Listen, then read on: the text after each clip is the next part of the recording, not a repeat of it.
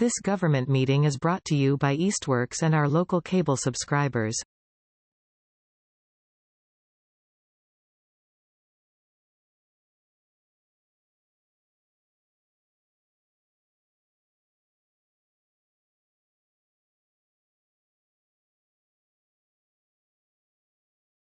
Awesome. All right. Good evening, everyone. Welcome to the July meeting of the Community Preservation Act.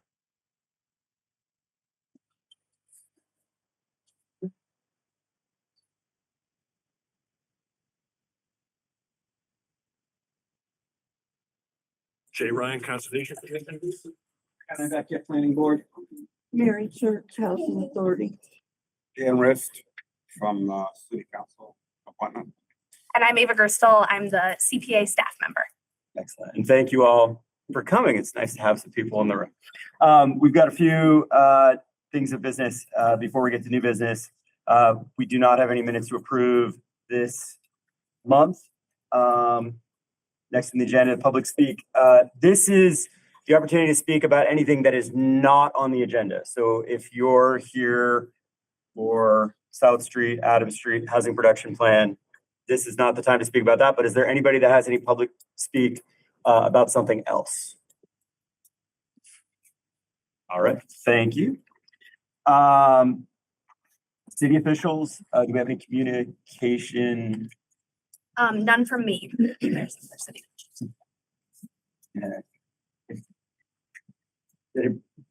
Okay, I guess we're good. Open project updates. Okay, so here is our spreadsheet of our open project balances and our open project updates. We have been shifting open projects to a biannual reporting structure. So we have quite a few reports from our open projects to review. Not a lot of changes here. We're waiting on the reconciled start of the new fiscal year numbers to see some of the changes in expenditures going down. But we'll go ahead and take a minute to go through some of those project updates so the committee gets up to date on what has been happening with the projects that we have funded. So we will start with the conservation updates. Start at the top there. We'll start with Eckodale Orchard. Jay could speak to this as well. We conducted a site visit with Russell, the owner of Park Hill, last week to further discuss removal of the trees of the abandoned orchard due to contagion risk. We completed our last round of invasive management on that site for now last fall. So we're considering next steps with that funding. Borkowski parcel, quite a bit has moved forward with that property since we last checked in on it as a CPA committee. Just a reminder for the committee, we funded that project back in fiscal year 2022 as part of a match for a Mass Trails grant that didn't end up coming through. The CPA committee voted to keep the money in the account to allow further permitting work to progress.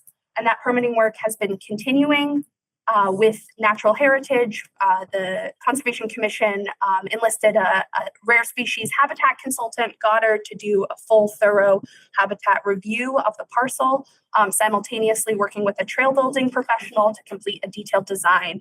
So we're kind of doing those in tandem to incorporate the details of the design into the habitat assessment, vice versa, hopefully moving towards permitting.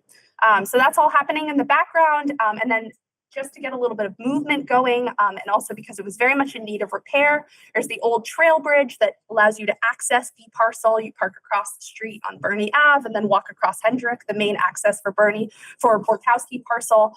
That trail bridge had been built in the late 90s or perhaps the year 2000 by Rich Lombard, and it was time for it to be replaced. The wood had been rotting. This is the old bridge we have right here. And there were over 30 New England Mountain Bike Trail Association volunteers and some surrounding hikers who came forward and helped rebuild the bridge. And we did it in a single day with entirely volunteer labor, but the materials were paid for by this CPA. There's Tommy and Wendy. Mute. Yep. Very good. Excellent. So those are just a couple images of that project. And we're looking forward to seeing how the permitting continues to shake out. Great. Thank you. That's wonderful. And then next coming down the line, why don't we go through the parks reports from John Mason. So he has a number of updates that are on the May cycle. So the pickleball open account has 5,500 remaining, and there's a shade structure and additional seating planned for this fiscal year with the remaining 5,500. The park's historic designation is ongoing, and but it's in process. The spray park, the engineering services are secured. Bidding construction docs should be complete by early this summer. So the hope is to go to bid late summer and perhaps construction this fall for the spray park. The skate park is out to bid. They're all permitted and ready to go. And construction is slated to start in, I believe, at the end of this month or early August. Yep. The dog park design,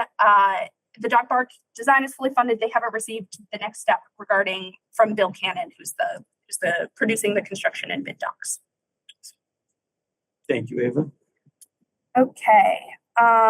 Next we'll go to 11 Ferry Street. So this was $500,000 split over 3 years provided to the affordable housing development on Ferry Street.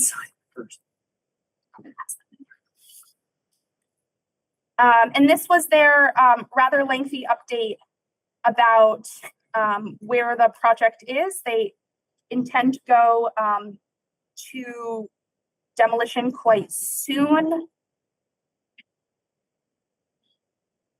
And this is their updated timeline at the bottom here. There, that's Oh, thank you. Yep. Perfect. So here's their updated project timeline, demolition planned for September 2026. Elements of the closing in October, construction 50% complete by next June is the proposal for that plan, or that's the most recent update.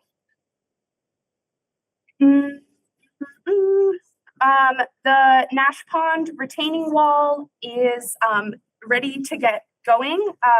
Construction should be happening next week. We thought it was going to be this week, but it will be next week. So that's right on the precipice over in Nonotuck Park. These were just some updates on their timeline. And I believe we're just like 2 weeks behind schedule. So add 2 weeks to all of that timeline there, and we should have a completed retaining wall and embankment by early September. great.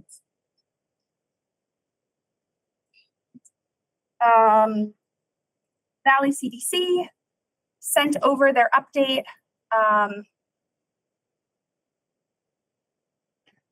Continuing their financial literacy and homebuyer education courses. And that subsidy was pushed back. I got this update a little while ago, but there continue to be mortgage subsidies in the works.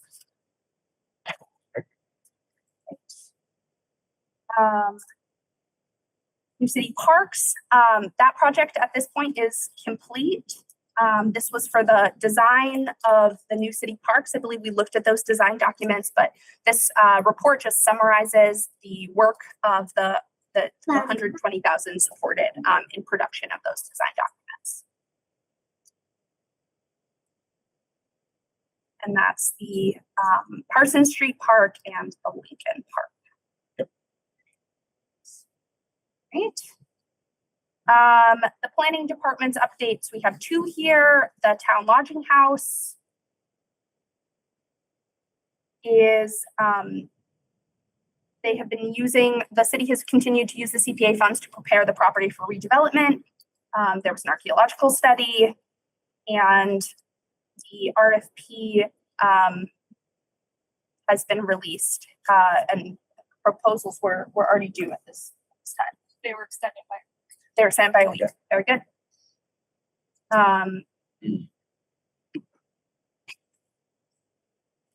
And the town clock restoration.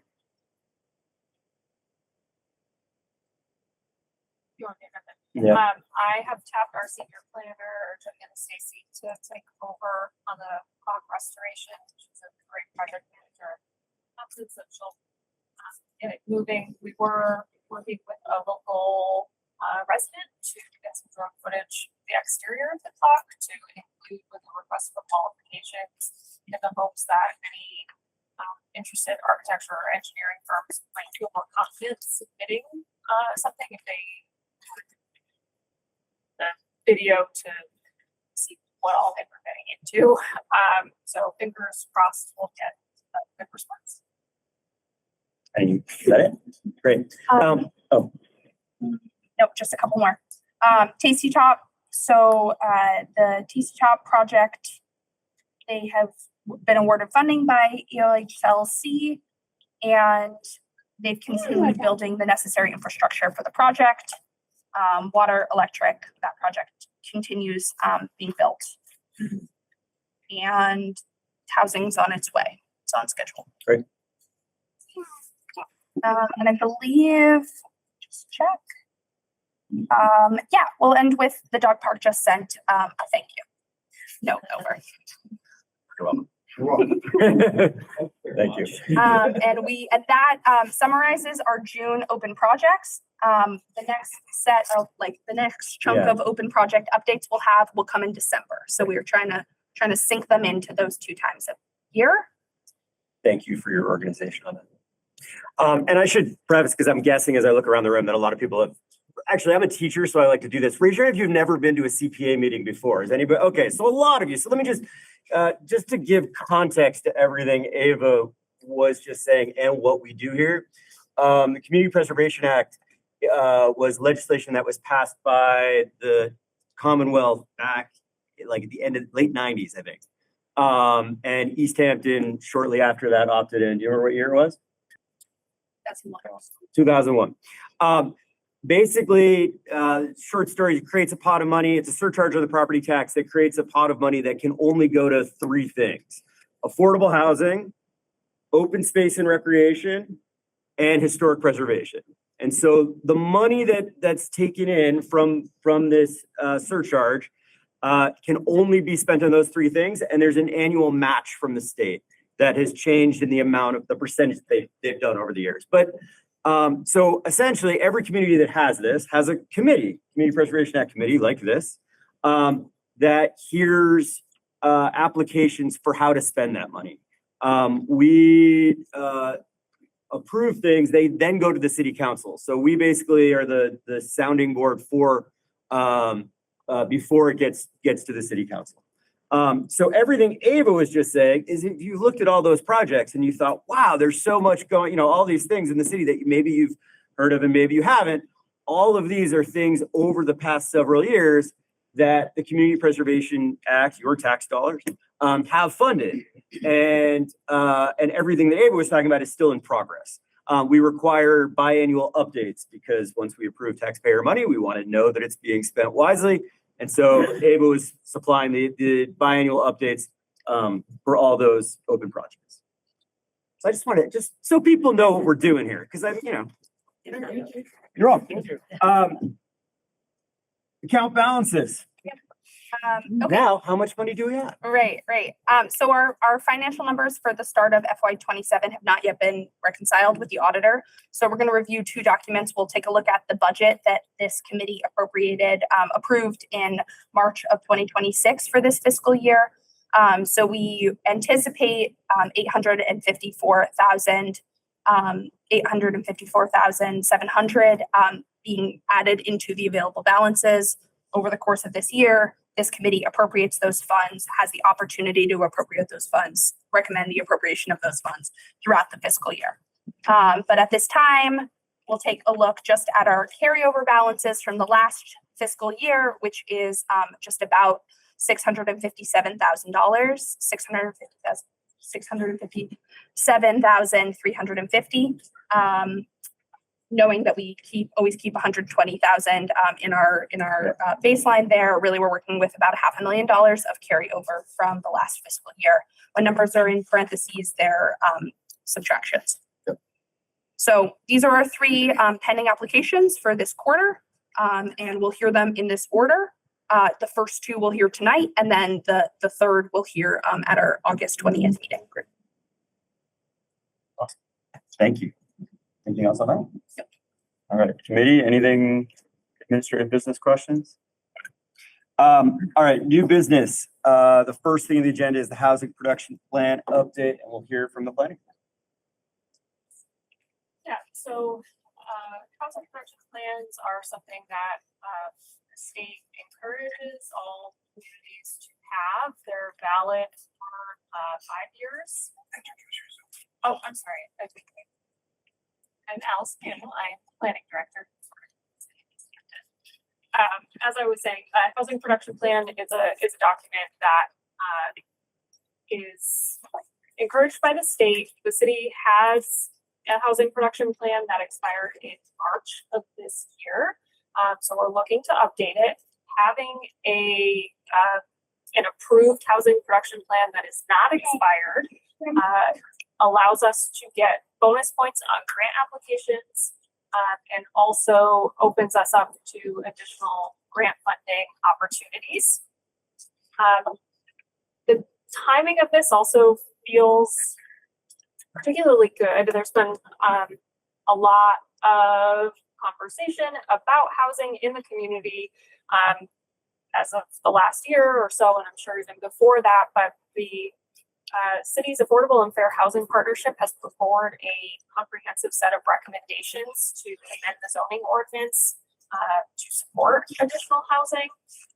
This plan, the planning process is an opportunity to study that proposal as well as other potential options that the city has to address legislation, local policy, et cetera, to encourage housing, but also to look at where and what impacts, and with ideally a large focus on natural resources, wetlands areas, wildlife habitat, groundwater. These are some of the concerns that we hear very often. And so by going through this housing production planning process, we're able to really dig deep into those particular issues and come up with recommendations for ways to increase housing without negatively impacting those natural resources. So VHB put together a proposal for me that was attached to the CPA application, and it goes into a little bit more detail about what that would look like. It does include a build out analysis, so basically plugging in some suggested zoning amendments and then what they would actually look like if they were adopted and then fully utilized in the community. The ask to the CPA committee is for $13,200, which is a 10% match to a larger grant application that I submitted to EOHLC for this planning process.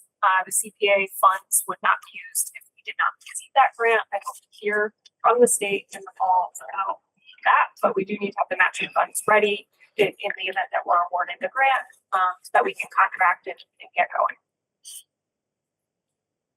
Thank you. Dan. Allison, when did you say this might be? No, so there's a deadline related to the state's funding cycle. It's June of 2029. Is that what I have?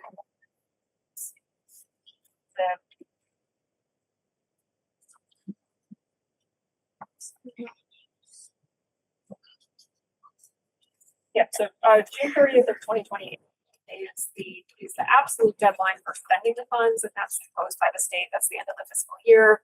2028. It has to be done by then. The idea with the schedule presented is that it would be done in the winter, 27 to 28.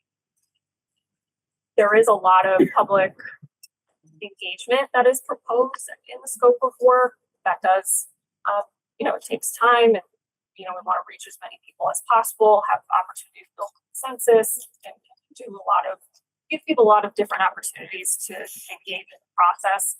And so that does add time to the planning effort.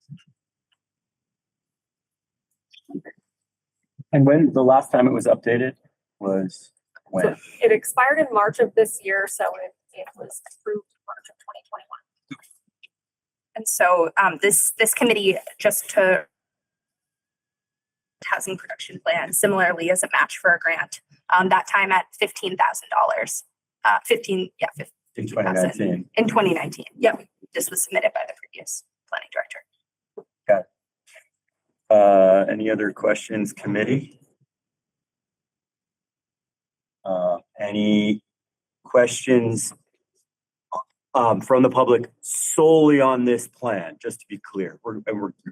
Yes, if you could state your name too. So Christine and Christopher, I just have a question as far as process.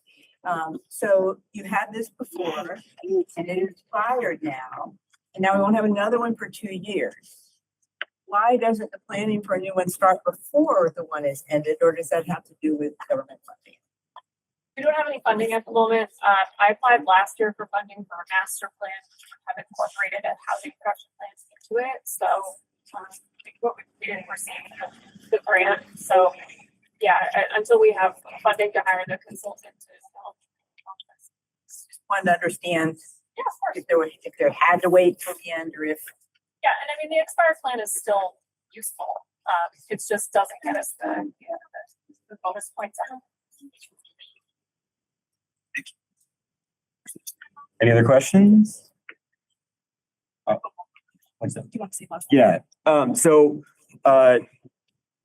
we, just so everybody knows, we operate a quarterly cycle, so we hear applications basically for 2 months of meetings. So like we're hearing applications tonight for July.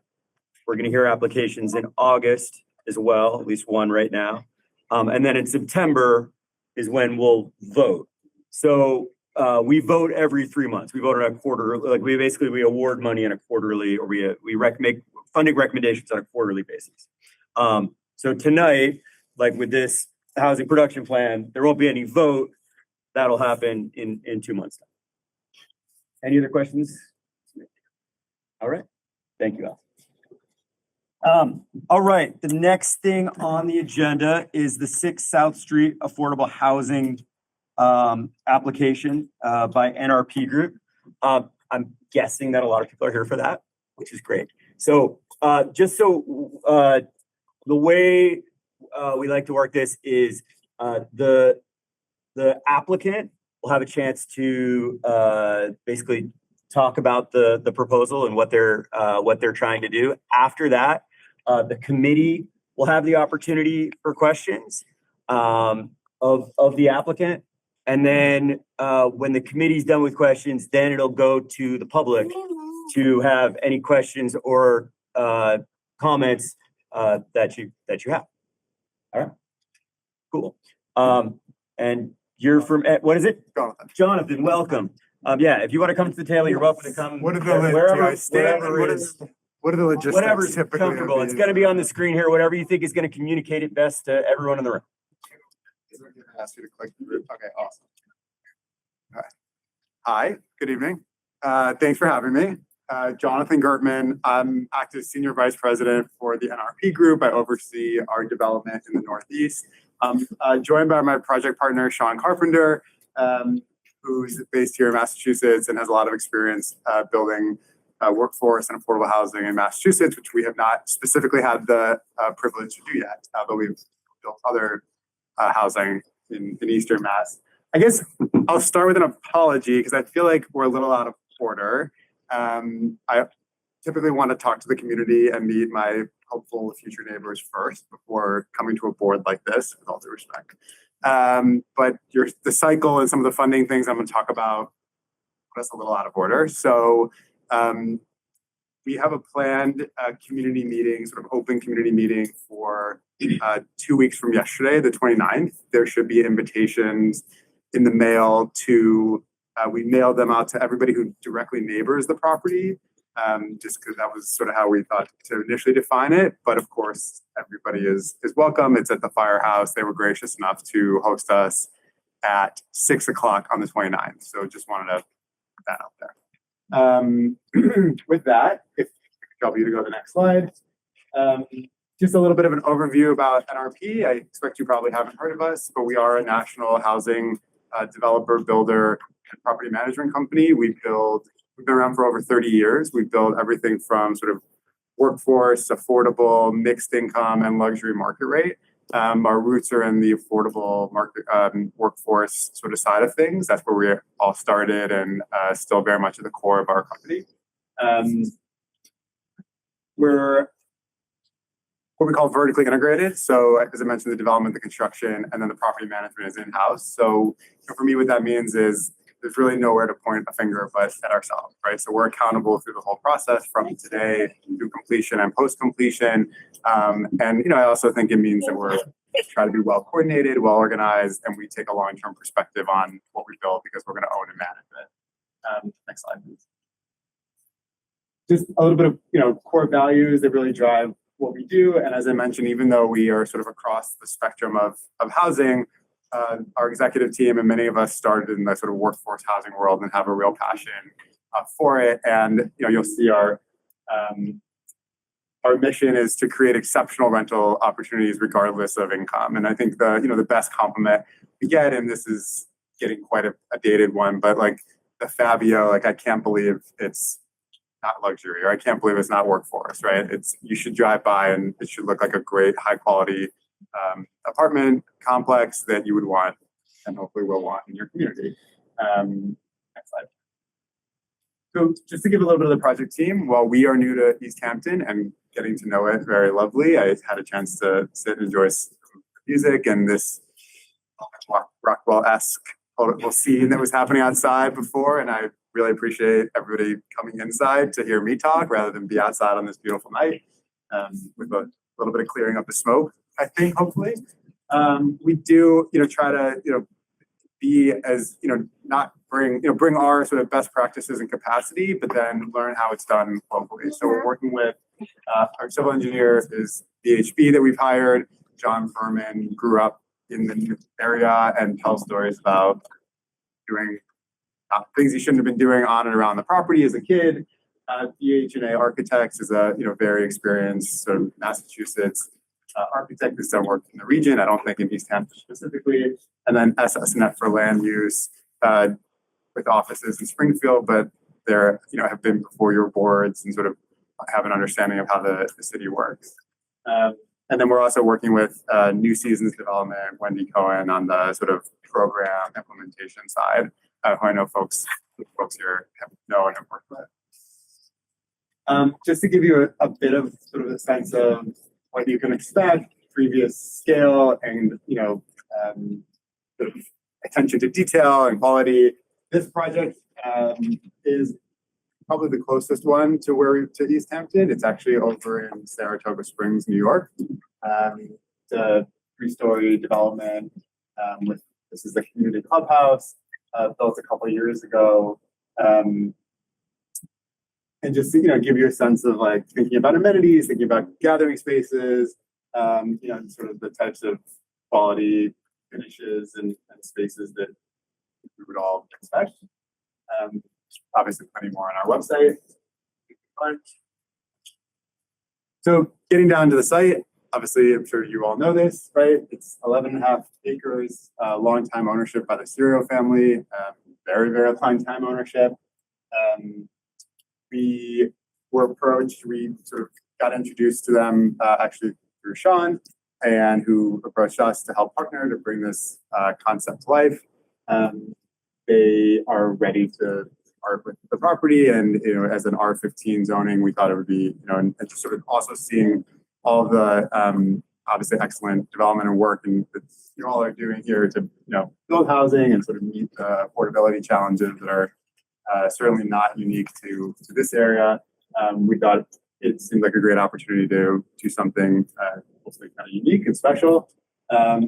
Our proposal, so right now there's access on South Street and then there's a separate property on Park Street. Our proposal is that the main access comes on Park Street. That's being studied currently. And that South Street becomes pedestrian and non-vehicular access with some concern about the traffic circle and not adding direct sort of progress onto the traffic circle. That's all being verified by a traffic study that's underway and will be. It's a little over 11 acres, and a lot of the sort of access piece is being thought about in the context of, again, traffic patterns and sort of the upgrades and what happens with the school and then elsewhere with other communities that are involved. So from a plan perspective, we're proposing 5 residential buildings, which would be 3 stories each, so 18 homes per building, and a separate 1-story clubhouse with the offices. There'll be on-site management and maintenance, so somebody will be there, daily during work hours with an off-hours phone number for maintenance emergencies. As I mentioned, clubhouse, gym, after-school space, community gathering room, offices.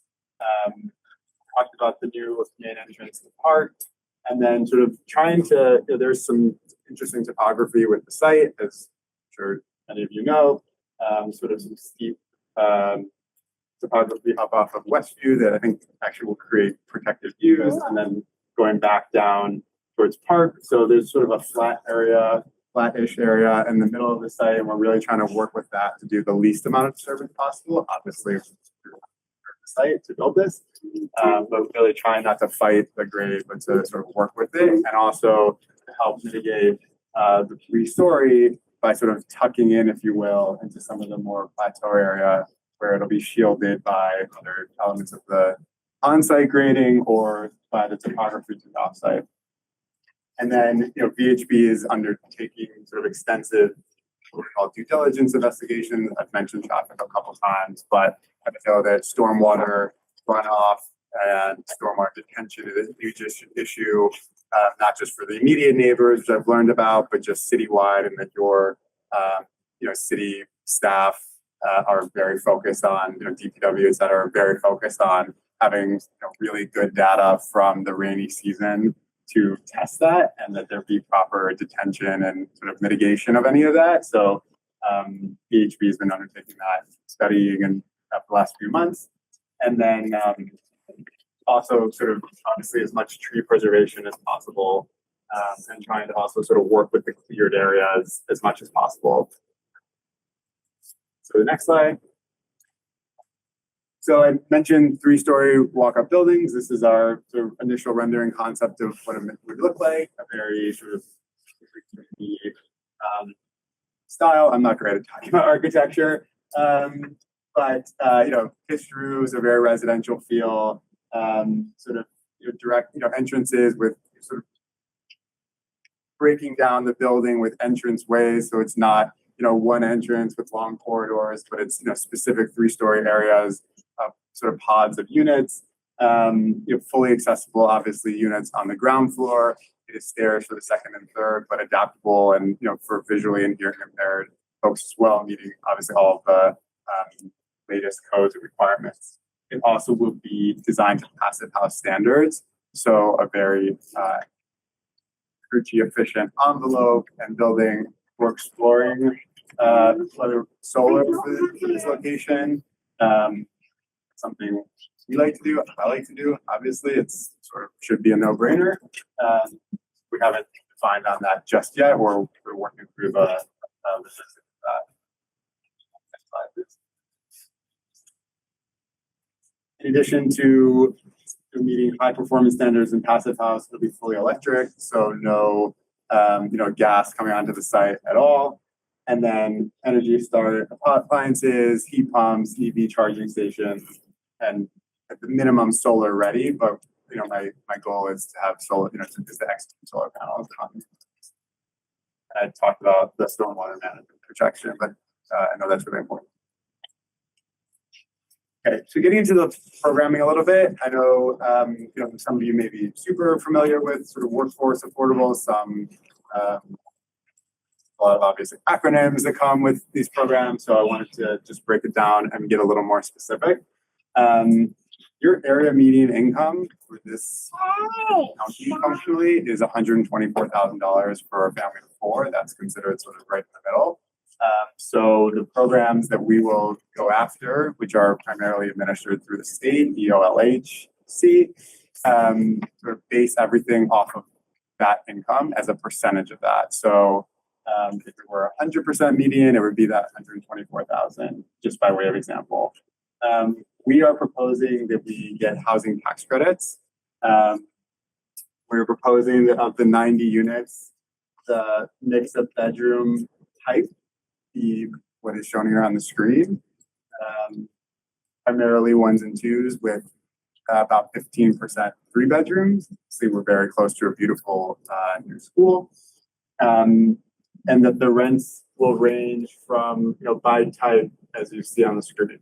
So you're really hitting that. And every unit, sorry if I didn't mention this, we are proposing that 100% of the units be restricted. So have this long-term restriction on the rents. So all of them will fall within this.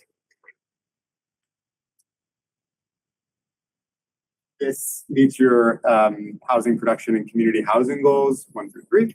And your, chapter 40B 10% goal, which, you guys are doing really amazing work from what I can tell as an outsider towards building and meeting that 10% goal. But as I understand, not quite there yet. So this will be a good step, really important step in that direction.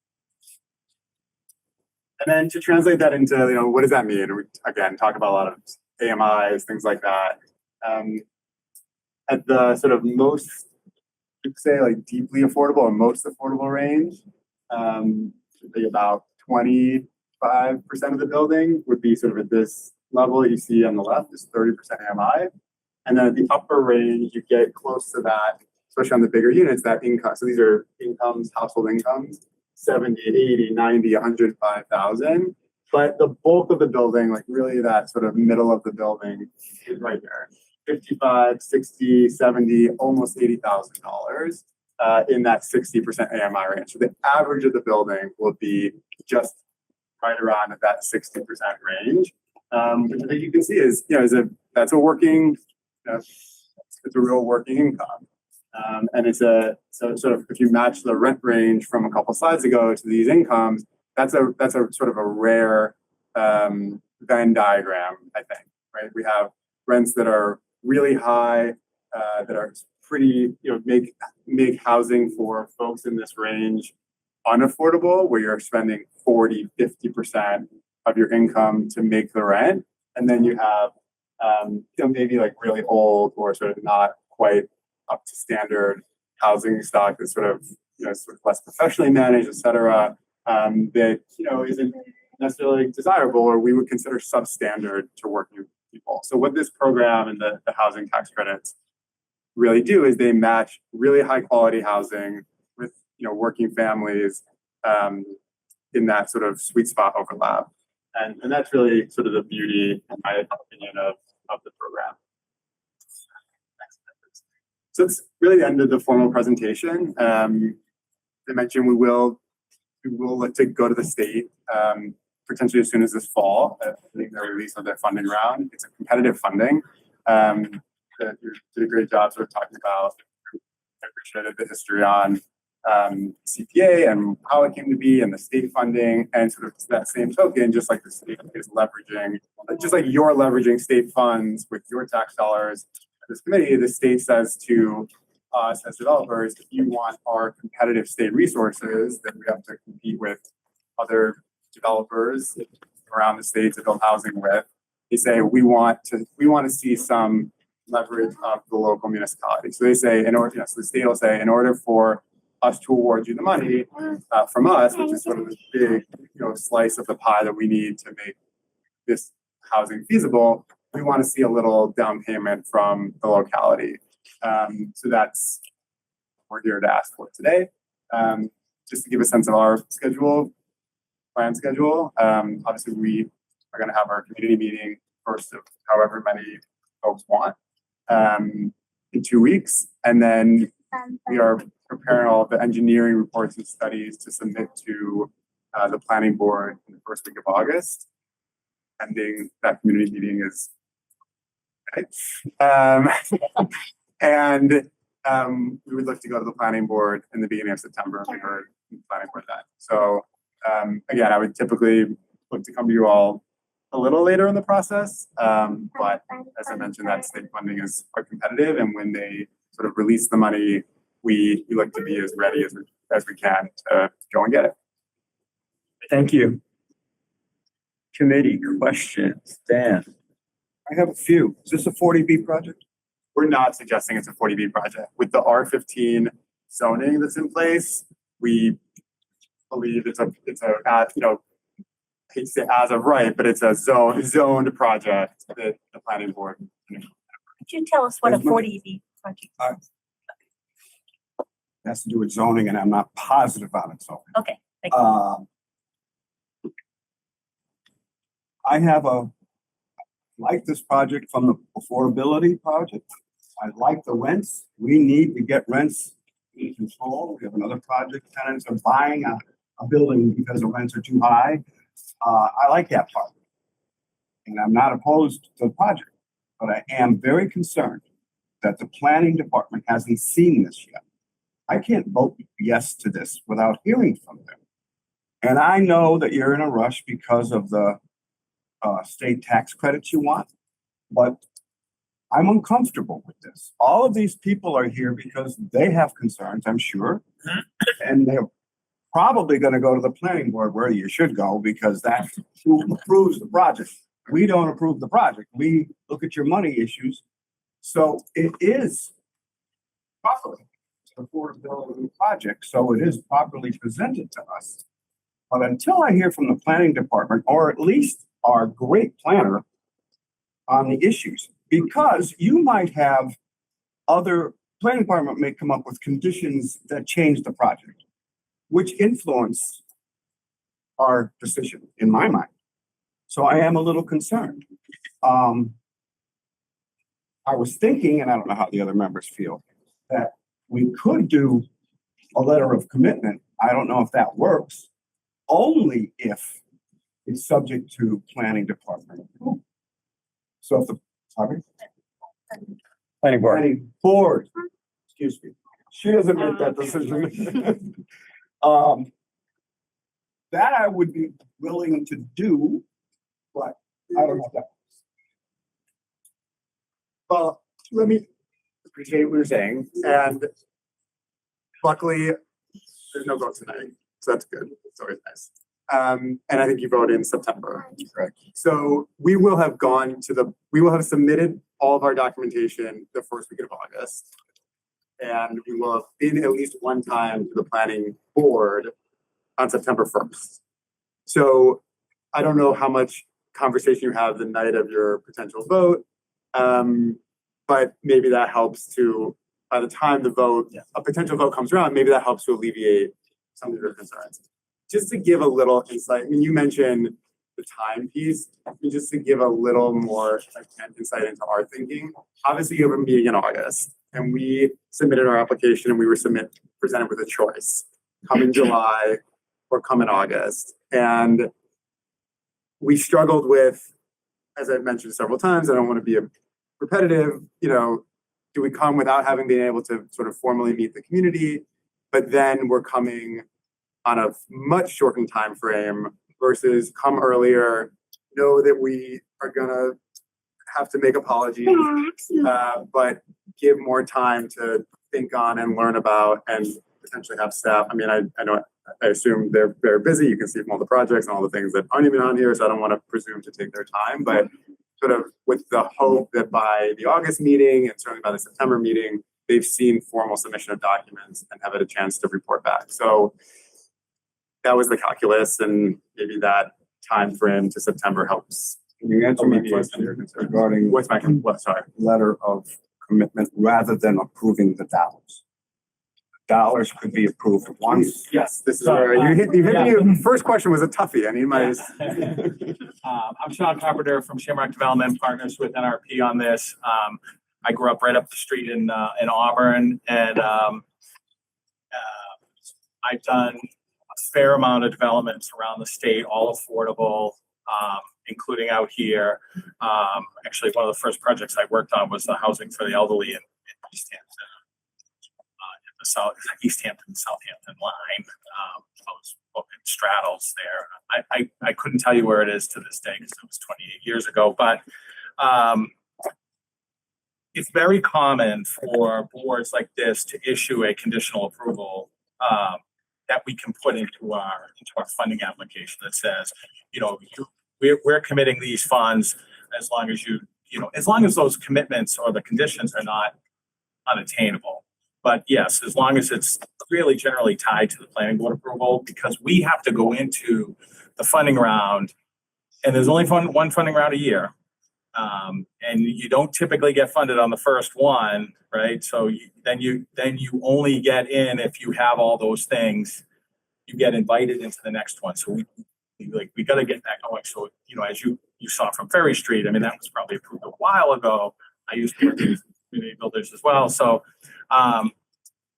so what you would do is you would make that conditional approval, tie it to attainable conditions, and then we would submit that, and that qualifies us as a local match. That gets us a local match from the state.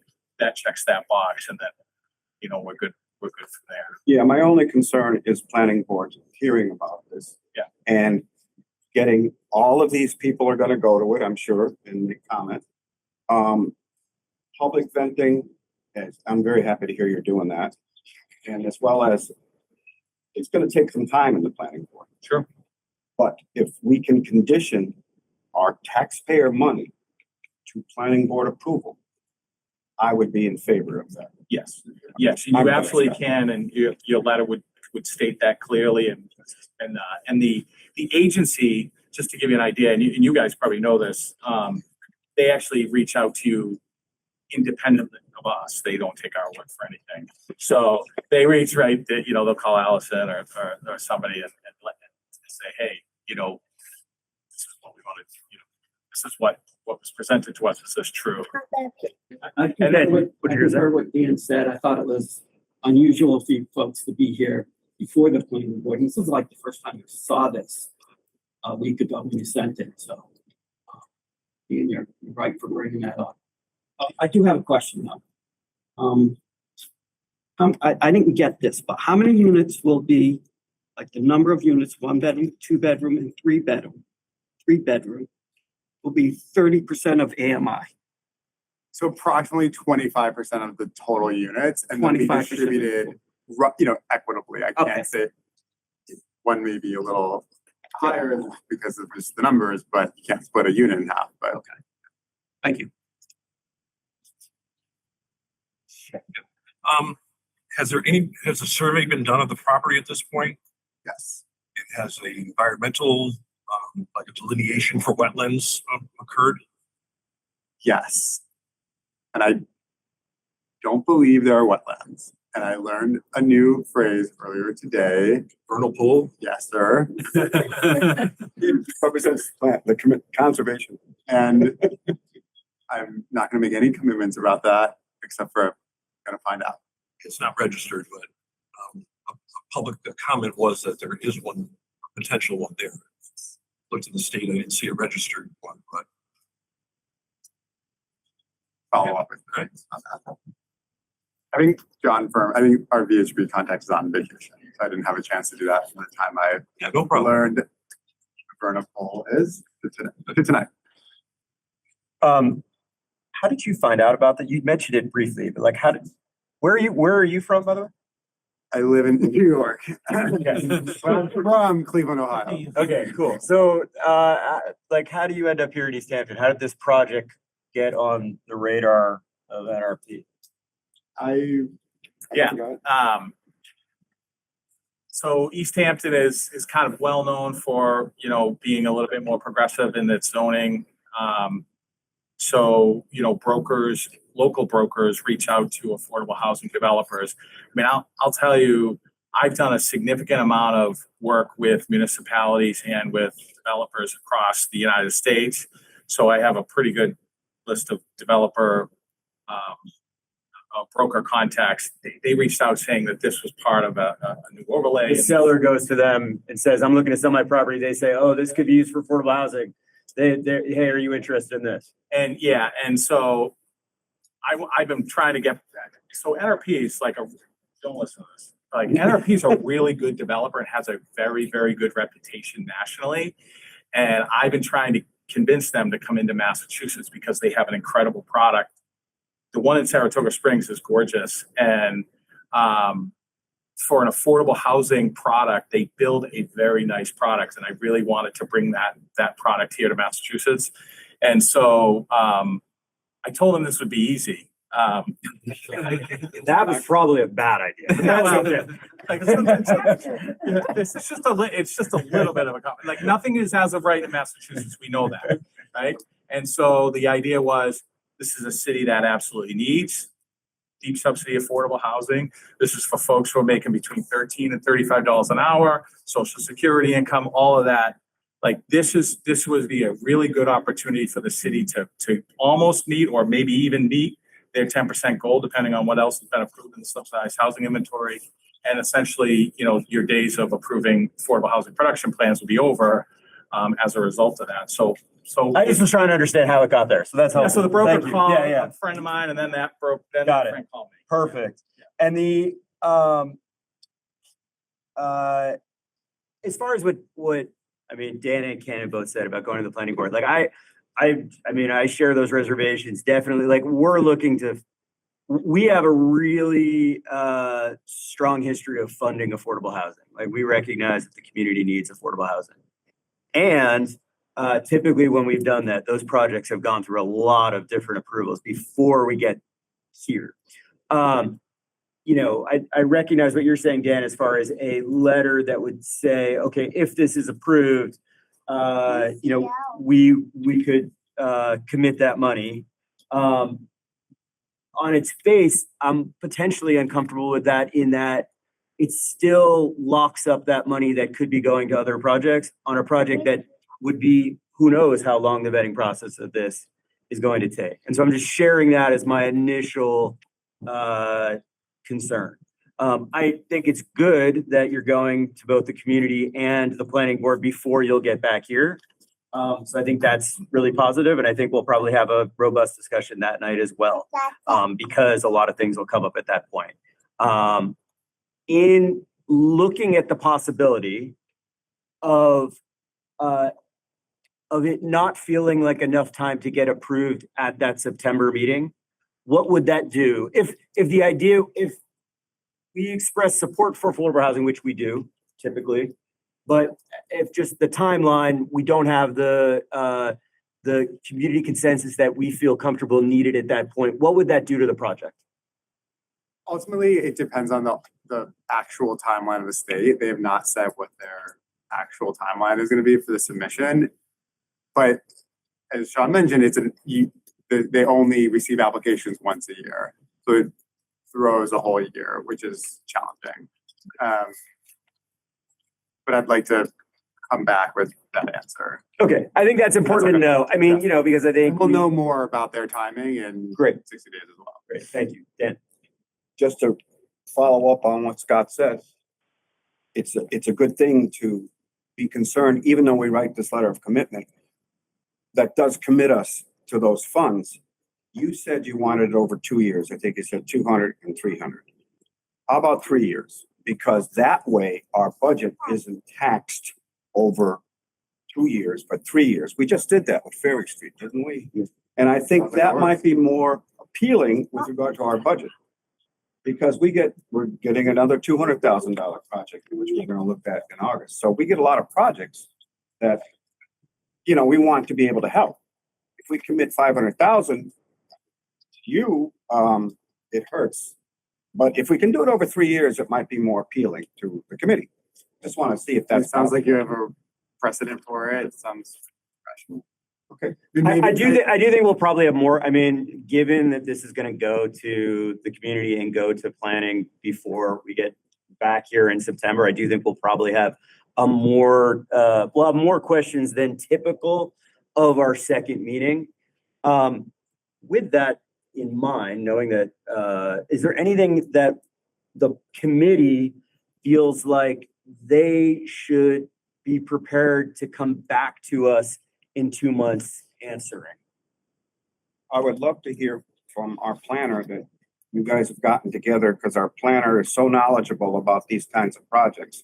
Not only do you go to the planning board, but I'd love you to set up a meeting with Allison here. Absolutely. All right?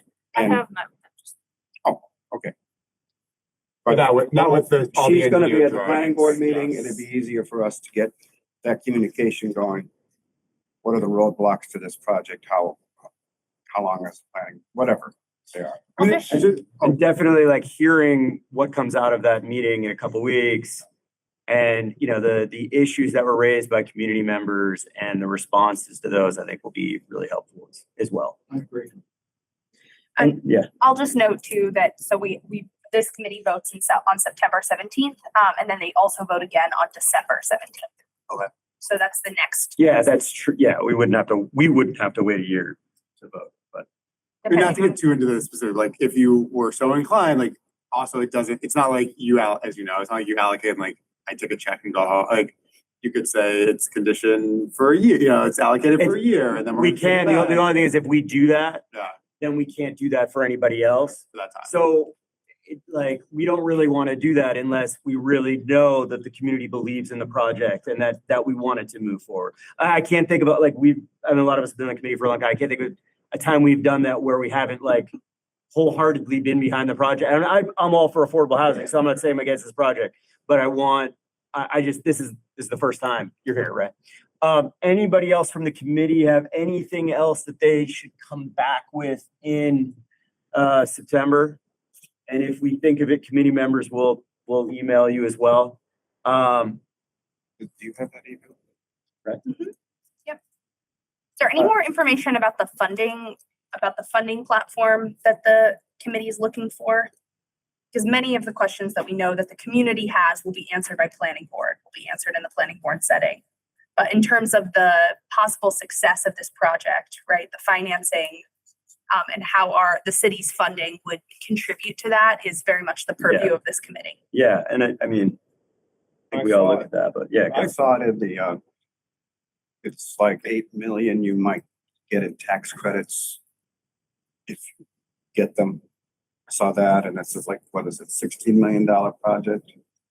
Oh, Yeah, so it's kind of two projects in one, it's two applications in one, which is hence the split. So overall, it's about a $45 million total development for all 90 units. Yes. It's not, so not to be broken, it's not an insignificant project. And to come August 20th and then say, well, in less than 30 days, we want an out. But so we hear you. For sure. Thank you. All right, we're gonna open up for public speak. Things to keep in mind, there is gonna be a meeting in 13 days. One thing that might be helpful is to let these folks know things that you're concerned with, that they can come back in 13 days with answers that you Yeah. might not have tonight. On that first. Oh, Take it at the end. no, let's take it to the end. I want these people to Right.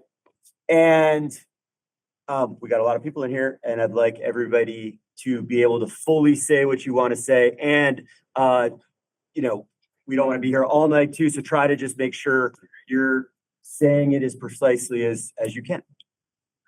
And if you could state your name, and you're going to be writing down these names, right? Yeah. So if you could state your name when you're called on and just pause a beat so Ava can get it down, that would be great. Say that again. Give it 2 minutes. We do, but they won't be public until we approve them. At the next. She'll write them, approve them, and you won't be able to look at them for another month. That's okay. I think- All right. Anybody in the public who would like to lead us off, please go ahead, sir. Certainly, Bob Herrick for South Street. Just one Hi. quick question. We'll be talking a lot more. Sure. When you have the community meeting in 13 days, are you going to be able to provide any more information regarding the project? Because I noticed what you put up on the screen today is different than the layout that you presented to the fire department a couple of months ago. And I know it's going to evolve. I know your design team have worked with John Furman, et cetera. So are you going to be able to give us any more information than you've given us tonight about what the project is going to look like and how you propose building it? If you tell me yes, but if you tell me if there are items that you're specifically interested in, I can make sure I have that handy. there's lots of concerns. Drainage is a concern, stormwater is a concern, the vernal pool is a concern. Traffic's a concern, the driveways are a concern. I'm gonna ask VHB to be at that. Yeah, meeting. so it would be helpful, I think, for you to provide as much information about the project at that meeting, and there's probably gonna be additional meetings because the design I expect is going to evolve, since they were still out there digging test pits today. So I imagine you're still collecting information that's gonna shape the design. Thank you. Yes, please say your name. Christine D. Christopher. So, this is, open space recreation is one of your things. And, when you talk about a traffic study, in the past, that traditionally meant cars. And this is a very walking and biking community. I live in that area, walk in that area, bike in that area, along with lots of other people. And, already getting across park can be difficult. And so you're talking about putting in affordable housing in an area that will, coming out on park, they will have no access to sidewalks except getting across park. And so, in your traffic study, I would hope that they would also consider pedestrian and bike traffic so that it doesn't negatively impact all of our ability to do that safely. If we bring that up at the planning board, if you ever go to the planning board I will. meetings, that should be brought up. Right. My suggestion. Big concern too.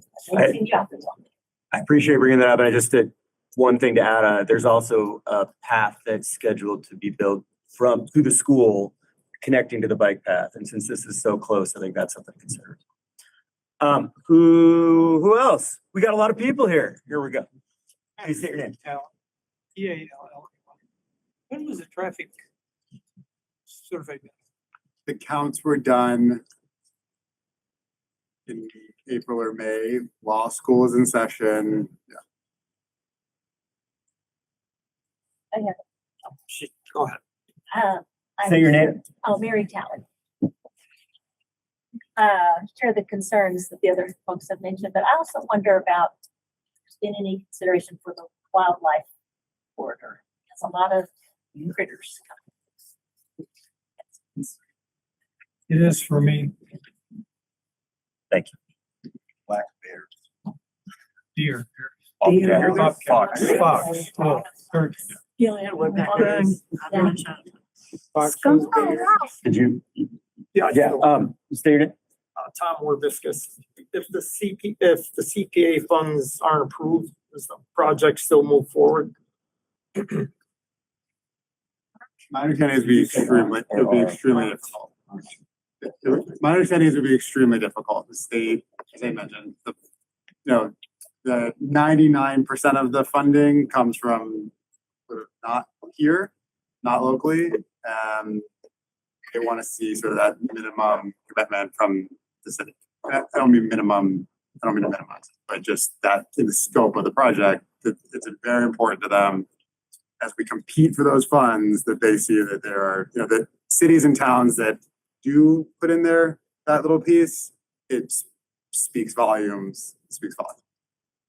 So if you don't get the money, would we try? You probably would still try, but it'd make the project significantly less competitive. Thank you. Yes. I'm kind of following up on that. Say your name. I'm sorry. Sorry about that, Roger. And this is maybe even a comment more to the committee as much as anything else. But the CPA funds are really important to the development. And I've been part of being before the CPA committee in the past as an applicant. And so I know that the committee has a lot of influence on these projects in terms of, I don't know how direct or indirect, but it's kind of like, well, we want you to do this if we approve it, or we don't want you to do that. As an applicant, I felt that in the past. So I just think, remember your authority, so you have a lot of ability to shape this. Thank you. We appreciate you using that authority. Appreciate that. Thank you. Yes. Anna Paskowski, 211 Park Street. I'm one of the abutters.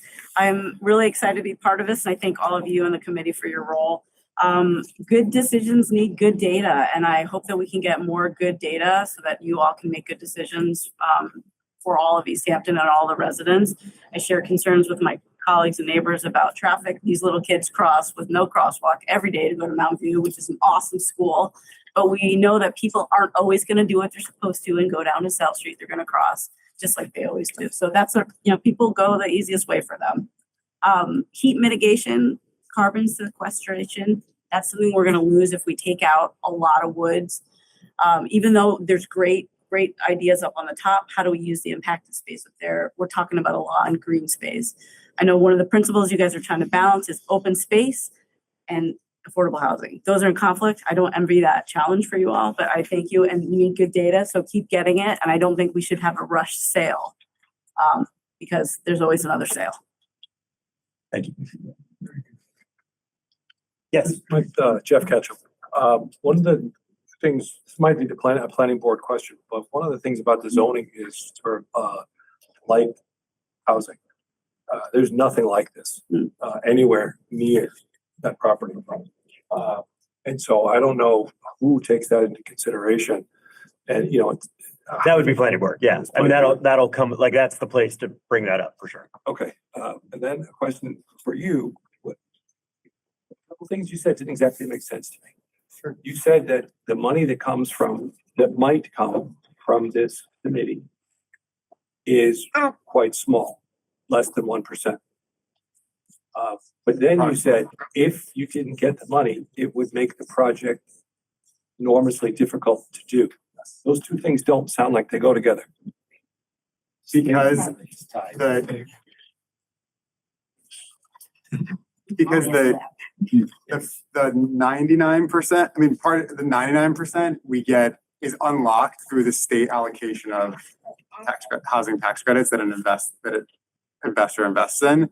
And if they don't see a local, it's not even a match, commitment, then they say, okay, we'll give it to a project in Springfield, Boston, whatever. Okay, that's fine. So it speaks much. The impact is far beyond the dollars. Because it says to them that we want this thing. Yes. Okay. Is it a percentage of total project, or what if we said, we'll give you $50? Well, I mean, that's a commitment. I think it's meant to be meaningful. I can't say that it's. I'm trying to understand the definition. I understand. It's a little loose. It's somewhere between 50 and 500,000. I'm not being coy. I don't think it's defined. How did you arrive at that number then? Frankly, we looked at your precedent allocations, the size of the project, what others have done in the past, what we are asking the state for, and felt that was appropriate. It's not this or nothing, or this or I'm walking, but we felt that was an appropriate ask, considering the number of homes that would be created and the precedent projects. Can I add 500,000 to the Ferry Street project? Yes. Which I might have looked at that. 5 more project units. Ferry Street project, we gave 500,000. 10 years, where does $500,000 fit in with other projects? Let's get some good data. Thanks, Ava. Hold on one second. What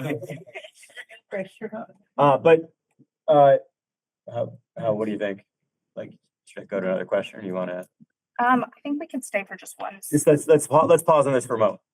Because the question, basically just to understand, right? So the state has credits that they give to communities. They don't want to do that to a community who basically doesn't want the project, right? Because that's a limited amount of money.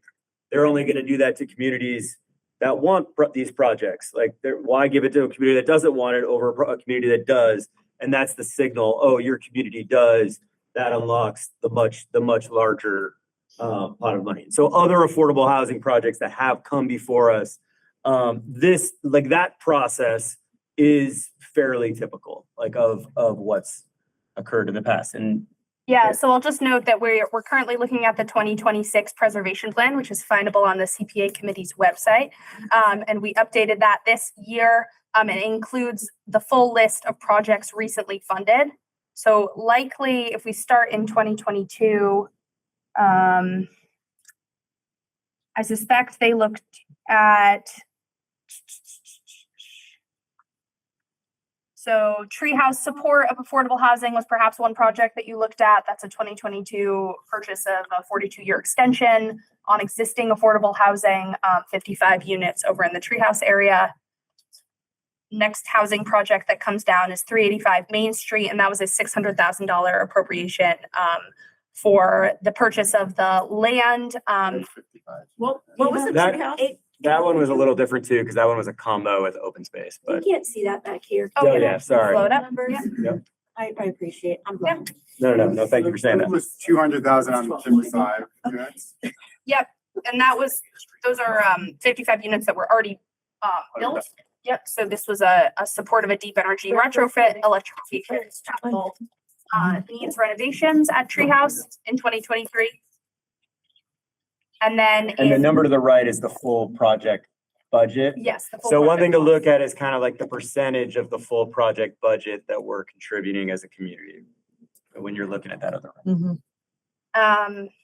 And so everybody here knows too, I think it's important to understand, like when we're looking at this, we're trying to maximize every dollar, right? We're very, very often with applicants, we're saying, okay, like we can give you this, but we want that to be matched. But like we don't fund 100% of projects very rarely. Because we want that money, that commitment to be leveraging other dollars that when we're as a community saying, yes, we want this, we want to be able to get grants and get things from other places that take that as a sign that that's a good place to go. And I'll just expand on that too, to say that's true across the funding categories. Yeah, not just affordable housing. Spray Park, Skate Park, both of those were matched with state grants for recreational resource expansion. So those were the city CPA dollars were critical in leveraging to get those state grants. So 385 Main Street was a $600,000, I believe at the time of, That's a fun. yeah, at the time of application, it was 70 units. At this point, it's down to 55. It's been a changing And number. that was a project. It was actually, it was combo open space. It was essentially, it was kind of innovative. It was buy like a big parcel of land, take most of it for open space protection, but then be able to develop like a small part of it to be able to pay for that to happen. So that number is, that's a little bit apples and oranges from something like this. The Ferry Street. Ferry Street would be, So Ferry Street here, because this is how we report it out to the state, is split into 3 years. So in 2024, 100,000. In 2025, another 200,000. And then in 2026, which is not on here, we committed another 200,000. But that was for an existing renovation of an existing building, correct? Not. Ferry Street. Mhm. Yes, but I mean, And yes, demolition. although I think that the argument could be made it was potentially more expensive to do that. I don't know. I mean, I don't know that much, but like, I guess the bottom line is like this ask to me, and I mean, I think there's still room to talk about what that is, but that part of that doesn't feel unprecedented to this committee, especially compared to like coming here first before the planning committee, for planning board. You know what I mean? Like that feels like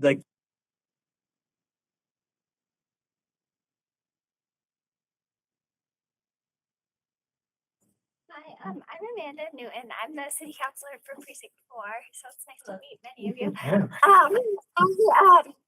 I just want to share with the CPA committee that Jonathan actually did reach out to me about a week and a half ago, 2 weeks maybe, before he submitted his application, I think, and he told me that he asked if I wanted to meet to kind of get a sense of the community and all that kind of stuff. So I do think it's important to share that he did reach out ahead of time, and that showed me that he is taking this seriously and does care about the community.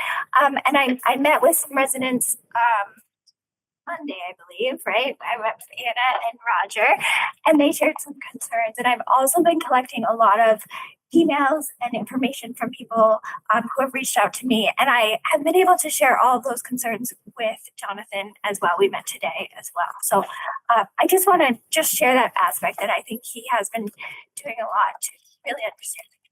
Thank you. Can I clarify question? Your name and your role? Oh, I'm Amanda Newton. I'm the Precinct 4 City Councilor. And this project is in precinct 4, as are likely all of your homes.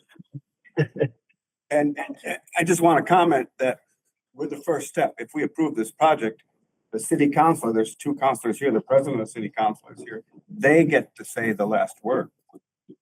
So. This committee is a recommendation, makes a recommendation to the council. I have a question about that, Mary Talley again. Because you mentioned doing a conditional approval. Would that influence the planning commission or the councilors in any way? I mean, it's like giving I was kind told of a today tacit. that financing and any project is financed is not necessarily an influencing issue for the planning board. That's all I can say to that. Yes. Another question. You guys are a for-profit company, I'm We assuming, are. and you've been doing this for a while. About 30 years.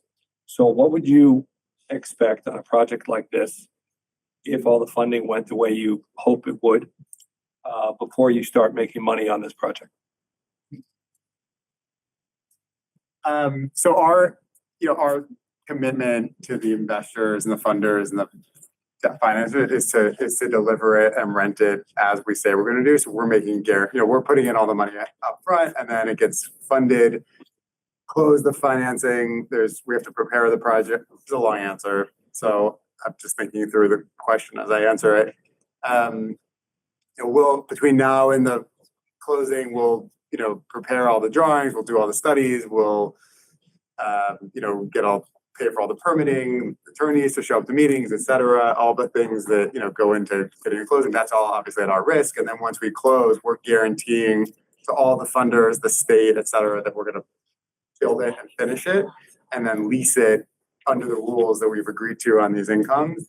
And then once that happens and we've repaid the construction loan, then we collect a fee basically for that. No, I think we're good. Yeah, I understand that. That you didn't answer my question. I mean, if you've been doing this for a long time, 4 years. I So mean, 3 or 4 years. it could be 3 years post closing. After we start construction, it could be 3 years to. I'm guessing you wouldn't even entertain a project if the ROI was 15 years, right? So I mean, you have to have somebody somewhere in your company says that this would be a good project for us because we can start making money in X number of years. What question are you looking for? I'm not clear on what question. How many years Before you start making money? If we make, several, 4 or 5, it could, from today. So, there's an outflow and then there's a building the project and then there's an inflow. So just to go a little into affordable housing finance, if that's okay. For like 1 minute, 30 seconds. A quick. Go deep for 30 Basically, seconds. if you are a builder of a home and you're a builder of any commercial property, you're trying to build something and then collect rent, and the value of that rent is greater than the cost of the building, right? That's how you make money in real estate. You build things that are worth more than they cost. With affordable housing and the tax credit program, what we're saying is we're going to build something that costs $100, but because we are restricting our rents functionally forever, 50 years, the economic value of that rent is less than the cost of the building. So we're actually building something that's economically worth less than it costs to build. So why would anybody ever do that, for profit or nonprofit? And the answer is the tax credit program across the country has a fixed schedule of fees that a builder can make and a developer can make. So in order to make that development fee, we have to build the project, lease the project accurately, on time, on budget, pay back the construction loan, and then we can take our fee out of the project. Yeah, I'm not trying to be. Sorry. Well, that's the best answer I can give on how we make. I'm trying to answer more than briefly. Yeah, go. I don't intend this to be hostile. but you're asking this community Sure. for money so that you can get state money, Yes. so that your company can make money in 4 or 5 years. Yes. You guys are the greatest benefactors economically. Look, I mean, it's like, I'm a yes, believer, that's it's okay. a yes or no I'm a question. believer in affordable housing. Like, obviously, I professionally and personally, you don't do this if you don't have a passion for it. I think housing that people can afford long-term sustainably to live in has a greater communal and societal value. And I make a living doing it. I'm not hiding from that. So yeah, those are the facts. I don't know how else to answer that question. and I mean, I think that what, like, you know, we see a lot of projects come through. The affordable housing projects are driven, you know, by much bigger entities than the dog park, than the skate park, right? And so sometimes it feels odd, and it's like it is the way that affordable housing is getting built right now. Like that's not to say that there can't be other ways, but as a community, you know, like as a committee, we've certainly supported affordable housing, and often it is with bigger that sometimes are for profit. And so these are all things we weigh. And I think it's a really important thing to think about, right? Like, we're spending public money, ultimately a private company is benefiting. Financially, they're benefiting the most. What do we get as a community? We get, you know, for this, we get 90 units of affordable housing. Maybe, you know, is that in the right place? Who knows? But the point is, like, that's the community benefit that we're spending these tax dollars to do that we wouldn't be able to do without a private company. Is there Yes. a really gross estimate on what the property tax would be on this? Because that would be a benefit to the city. I don't know, but that's a good question to think about before the next meeting. Yes. I'll answer that. Anybody else? Yes. Brian Clark, 29 Westview Terrace. This is more like a general statement that there was digging right behind our house today, and that's potentially where the vernal pool is.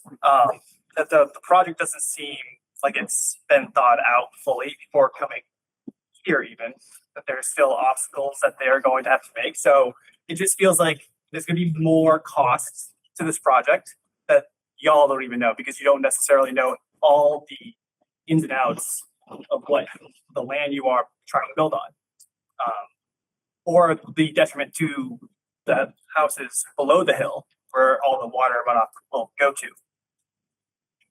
Thank you. Yeah. Yeah, please. I just want to say, with regard to benefit, we have had in this community a serious problem with rent. The next project we're looking at, a major corporation has purchased the building. So the tenants want to purchase it because that corporation is going to raise the rents out of the roof. And you have heard about this. You've heard about how these rents are going crazy. And this project shows me, what you said, 50-year commitment. You get a 1-bedroom apartment for $739. If you are in that income range, that's appealing. And our job on the CPA, the number one thing the state said is affordable housing. So if the planning board does approve this, I will work very hard to get this committee to approve it too, because we need to help these renters. And this will do it. So that's just my feeling. I do feel this is a little backwards. It should have went to the planning board first. I said that already. But I understand the state timeline, and it's unfortunate. I wish you did this 6 months ago. Because then you'd have planning board and everything else. But Thank that's you. where we are. Thank you, Dan. Kayam's got a question on Zoom. Oh, hi, Kayam. Thank you, members of the CPA committee. I have a couple comments. First, I just want to applaud Jonathan for his explanation of how developers fit into the affordable housing finance scheme. That was probably the best that I've heard, and I've been in many spaces where this gets explained, so I appreciate that. I also just want to applaud the thoroughness of the plan and the documents that were provided, everything. At least I know that there's some work in terms of communicating the details to the community, but as someone who looks at this kind of stuff very frequently, this is very well put together, and it's very buttoned up, all things considered. And I'm really happy to hear that there's been some proactive outreach to community members, to the neighborhood, and all of that. My other comments are just sort of echoing what Vice Chair Riss just mentioned, in that we are in a housing crisis. I have heard many people, both for this project and in other projects, use the term, or I guess it would be more sort of a throat clearing at the beginning of their sentence. Well, I support affordable housing, but, well, I really think that we need to interrogate that but, because this is what affordable housing looks like. This is how affordable housing gets built in our community. We don't have a lot of other places for this many units. I think that this is an incredible opportunity for us to really put our money where our mouth is, literally, in supporting real substantial increases in the amount of affordable housing in our community. So I just want to express that. I will be returning to planning board into this committee in September with a more fleshed out statement, but I just wanted to give my initial comments there. Thank you. Thank you. Knowing that you've got a community presentation in 13 days, and that this is really just the first step in this process, is there anybody that has anything that they feel like that the committee or these guys need to know in advance of that next meeting? Knowing, and is there a way for, in advance of that next meeting, is there a way for community members to reach you to ask questions? Don't you know the email? Is my email on the? Is it on the? It's on the application, isn't it? Let's see if it's on the website. That's on the application. It's on the, then the application is already public, right? So if you have anything in between now and then for the committee, I'm gonna write it down here. Anybody wants to take a picture. Ava is able to be reached. She actually works here, so she's here every day. And Jonathan's writing down his email. Also, the contact info for him is on the application to the CPA committee, which is publicly posted. And so you can access that. So we're looking at our city website right now. If you go to government and you go to list of boards and committees, you can find us. We're the Community Preservation Act Committee. You can click on our link. There's that preservation plan that we were all looking at together. If you want to read more about what we've done with CPA funding and where our goals for CPA funding in the years ahead. Here's all of the members, and then here are the funding applications. And you have the last couple sets of quarters on here still. And you can click on first quarter FY26. It'll bring you into our document center, and you'll see the 3 applications for this quarter. You can click 6 South Street affordable housing, 500,000, and that will open you right up into the application. And it is a really thorough document. So it might be, if you haven't seen it, it's probably worth checking out beyond the content. Yes. I'm a nature lover and I've been up there, and I'm hearing the story about the wildlife corridor, and I totally agree. But I also I would love to know some more scientific studies about what is under there. It is a ridge. The topographically would be taking this whole top of the ridge. What does it mean in terms of runoff? Yep. All sorts That's what the of. planning board's gonna. So definitely that's something that people are going to want to hear answers on. Yep. Awesome. Thank you. Yes. Does NRP own the land yet, or is it still owned by the Serios? It's under contract. We have it under contract with the Syria. Thank you. All right. Thank you all for coming. It's nice to have civil democracy on a local level. Yeah. So We'll take a look at the public written comment that we received as well. sure, yeah. So we're gonna cut off questions or comments now. Just a few things that we'll just share that were sent publicly, and then we'll move on. And again, obviously, like it's gonna come. There's a number of meetings even before it comes back here, and it's gonna come back here again before we're voting. We're not voting. So thank you all for coming and for saying your thoughts and questions. Appreciate it. Thank you. Okay. If you want to leave. If you want to leave, you can. There's more. There's a few letters that were written, but We can weed those, Scott. You don't have. Yeah, but I'm gonna project them into the record though. So I don't think we're gonna read them No. aloud, but we're just gonna Okay, project great. them and then folks can take a minute and read them. They've all been in the file, so the committee And members so they're have already read them. public, actually, but, Yes. Bob. Thanks for coming. Want them on the record at Yep. the meeting. and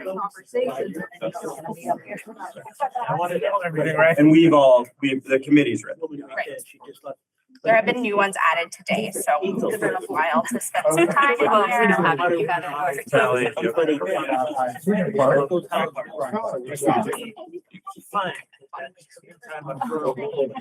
Is this related to? Running out of these? Yeah. These are, yes, this was written comment to were the committee provided. that all the committee members saw, but it's on the city website. And some of it was written by people that were here that voiced similar things vocally. I can read. But you can absolutely go on the website. Yes, if you go on our agenda, what Ava just laid out, you'd be able to find that. That's up there. They're now. not uploaded yet, but they will be. Oh, they will. They will be. There Yep. you go. By everybody. So it's okay if I think that probably, step outside. I don't know. Yes. It feels like that. All right, we're gonna continue the committee's work. Thank you very much. We're gonna continue on. Just, we don't have very much here, but the 17 Adams Street, the affordable housing, that's gonna be up in August. Is there anything that needs to be said about that beforehand? There is a raised hand. Can you shut that door, please? Yeah, do you mind shutting that door? Just a second, sorry. Do you want to take this raised hand? Barbara Quinn had her hand. Barbara, do you still have your hand raised? No, the hand is not raised. Okay, Sorry about that. excellent. Very Close that door, ma'am. Thank you very much. All right. Okay, 17 Adams Street. So that's the Tenants Association. They will be coming to present to the committee in August. Given that this is a relatively unconventional CPA project, there's not a lot of precedent for this kind of project across the state. It would be prudent for committee members to thoroughly review the application in advance. Send me any questions. I'll be meeting with the applicant in advance of the August meeting because they're coming to you in August and then they're going to be looking for a vote in September. Obviously, this committee should remember that it can always defer a vote. You can always say we're going to vote on something in December. We haven't exercised that very frequently, but we absolutely can. And when we feel as though we don't have enough information about any project, when we feel like we don't, other boards and committees haven't spent enough time with it, other parts of their funding aren't secure.